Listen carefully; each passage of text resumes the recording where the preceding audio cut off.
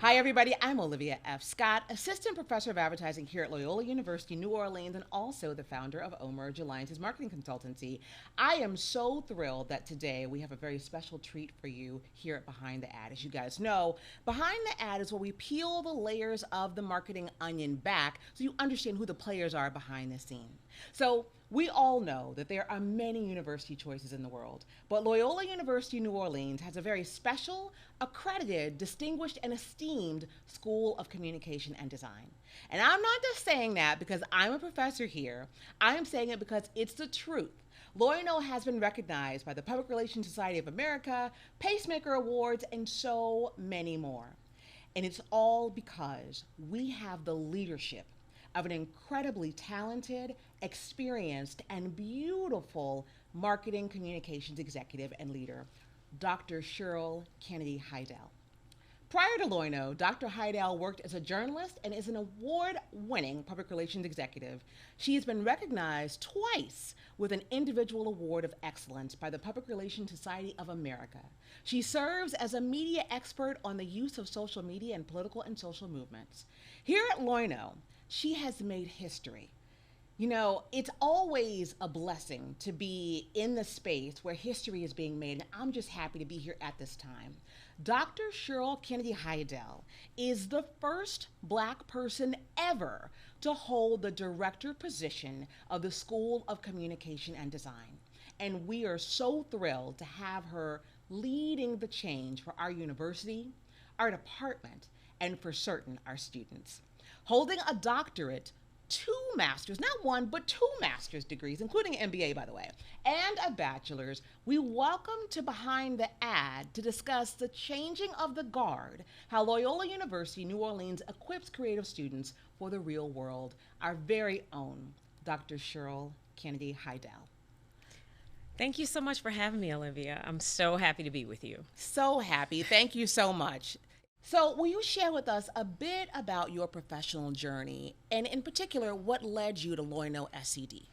Got you. Well, when I think about my journey, I want to take you all the way back to when I was a little girl at St. Leo the Great Elementary School, and I had this fascination around words and the power of words, and how if you spent some time observing and then thinking about what words fit the situation, you could really weave and tell these fantastic stories. True, accurate stories, but also stories that can make people feel good, add perspective to a situation. So I was that kid who always entered the poetry contest. I wasn't that great, let me just be honest, but I felt like it was a challenge and an adventure and something that really helped me come alive. I looked at it as a way to kind of hone my skills in writing. So from there, I go on to high school. I still love writing, love it, have a passion behind it, but not so much English, but the way that I could use it to really illuminate different things that are happening around me.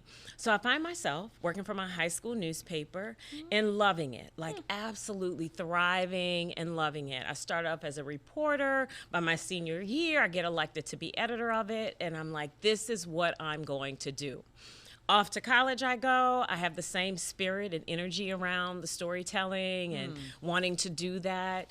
And then launch my career in old school term, print journalism, but newspaper journalist. I know about that. Yes, is what I went on to do. And so my career got started that way, being curious, loving words, loving people, and how I can tell stories about people and situations. And I carried that light with me throughout the journey. So once I graduated from college, started working at started off at a medium-sized newspaper in Austin, Texas. Okay. Loved it there, writing stories, bounced around a little bit in a good way, meaning left there, had some time at the Chicago Tribune, worked at both newspapers in Detroit, had some internships along the way. So my journey was that of maybe a journey woman, someone who went different places. But I will tell you, Olivia, in all honesty, in the back of my mind, I knew that journalism was my first career, is what I tell everyone. I always wanted to kind of collect all the different jewels and treasures so that one day I could be in this position where I am now, teaching the next generation of storytellers. So it was always in a back of my mind that one day, hey, I want to be that professor. I want to be that person that helps shape and mold, but mainly inspire those to come behind me to do this very important work. So that's a part of the journey. And then after doing newspapers for a while, as you mentioned, I had some stops for school along the way. About 3. Yeah. Along 4, probably. Along the way, I did that. And then once I got through all of that, I decided, hey, I've done newspapering. I love being a scholar. I've done public relations work, and I think it's time for me to head to higher ed. It's just where I saw the culminating effect of everything that I'd done. So that was the journey. I've been fortunate to work at a few universities, as you know, in our region. Yes. She'll remain nameless because she's ours now. Yeah. Carry on. So arriving here in July of 2021, really I'm bringing all of that with me, all of those experiences, that passion, that excitement, that desire to be that bright light when it comes to what we do as storytellers. So not just journalism, even though that is a large part of who I am, but I'm also a large part of me is a public relations professional. A large part of me also has that marketing hat on since my MBA is in marketing, right? I consider myself to be really a friend of design. So every aspect of our school has a piece of me. Thank you so much. Tell us this. What makes the SED program different? And if you were to sum up in one word the SED program, do you have one word? You know, my word would be dynamic. And let me unpack that. When I say dynamic, first of all, our faculty are just second to none, kick butt.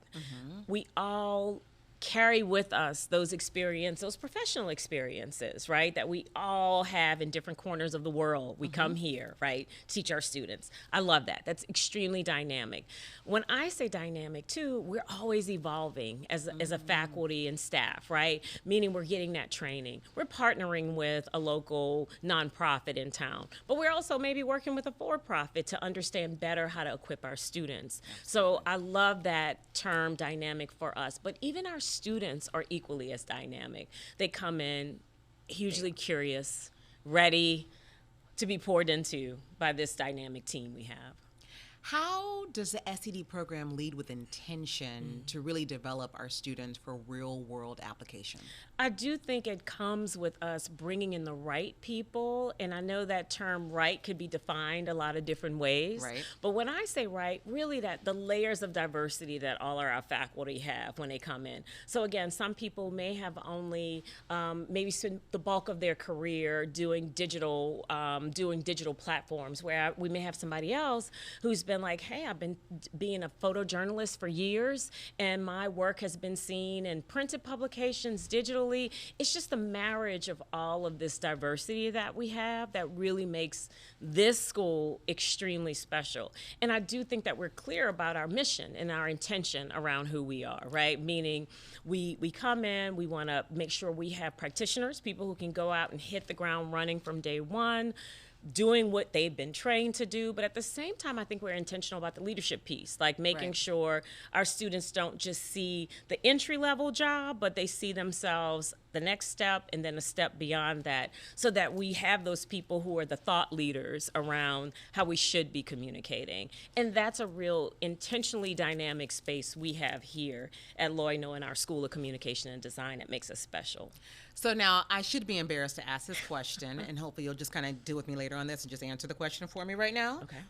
What is our mission here in SED? Yes, our mission is to train the next generation of leaders, media industry leaders.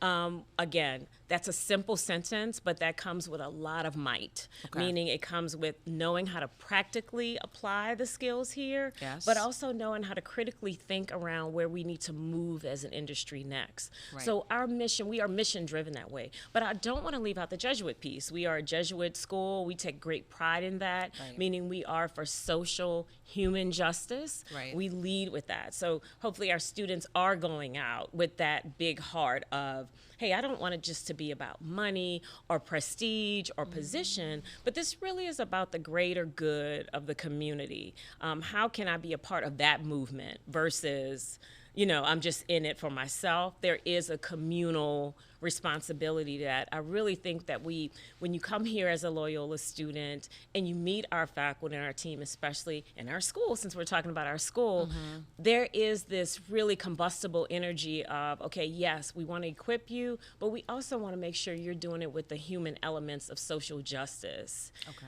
Equality, diversity, all those things that are not just terms and buzzwords for us, but really it is who we are, and that's very important to me as director. How do you feel about being here? I mean, you feel very passionate with what you're sharing about the work that you're doing, but how do you as a person, Dr. Sheryl, how do you feel being here? You know, I am humbled. I'll be very honest. I'm humbled by the opportunity. I'm humbled that I represent this, as you said, changing of the guard, this new frontier for us as a school.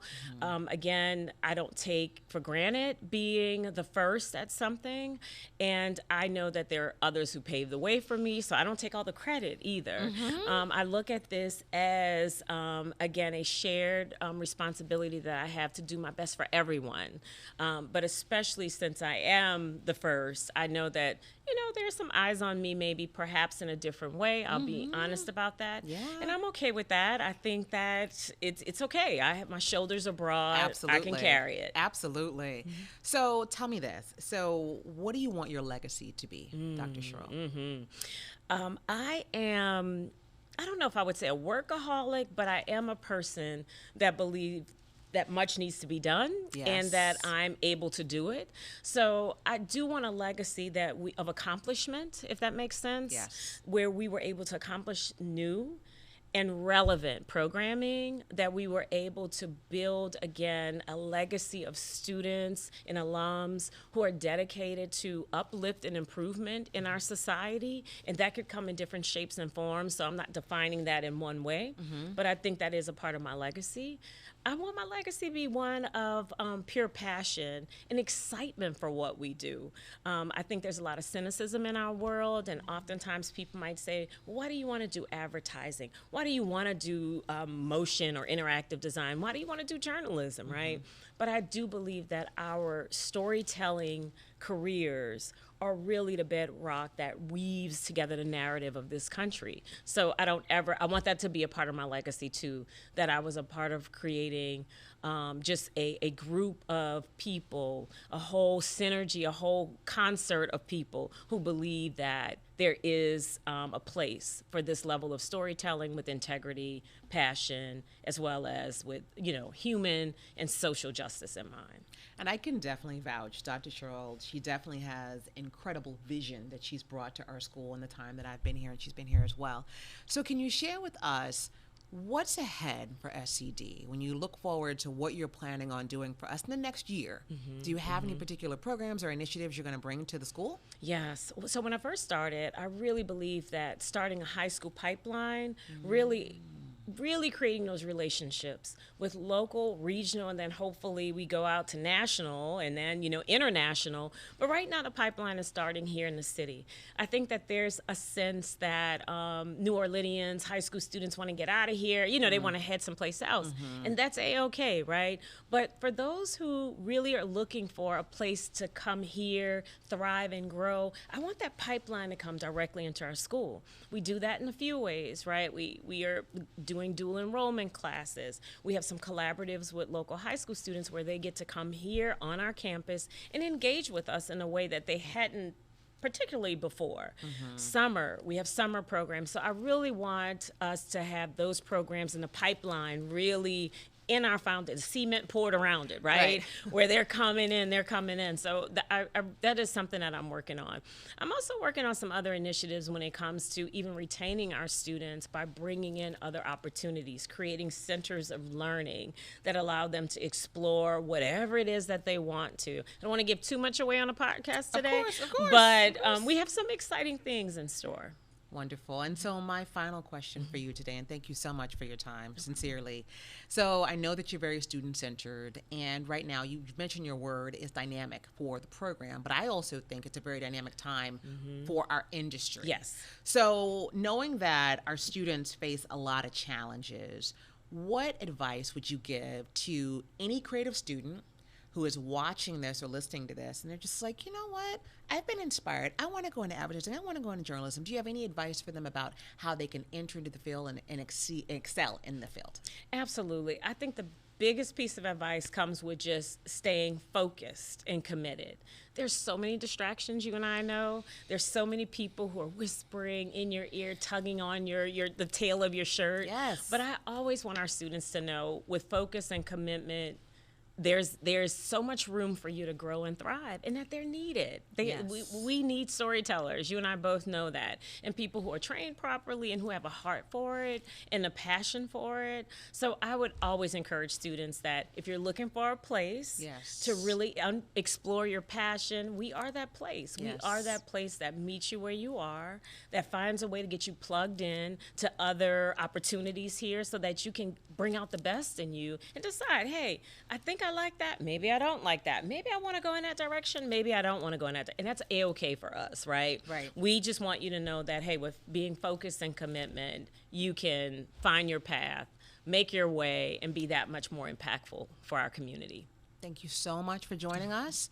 Everybody, it has been a privilege to be here with you today with Dr. Sheryl Kennedy Haydel. For anybody watching, all of my beautiful, young, creative boys and girls who are like, I want to do something in advertising or something in journalism, this woman is an incredible example. She's a native New Orleanian, and she has built a prestigious career. Now she is at the helm of the program here at Loyola. We, of course, hope you'll consider Loyola for your schooling needs, but we just hope that you're inspired by this particular woman and all that she's accomplished. Thank you for joining us today, and we'll see you on the next episode.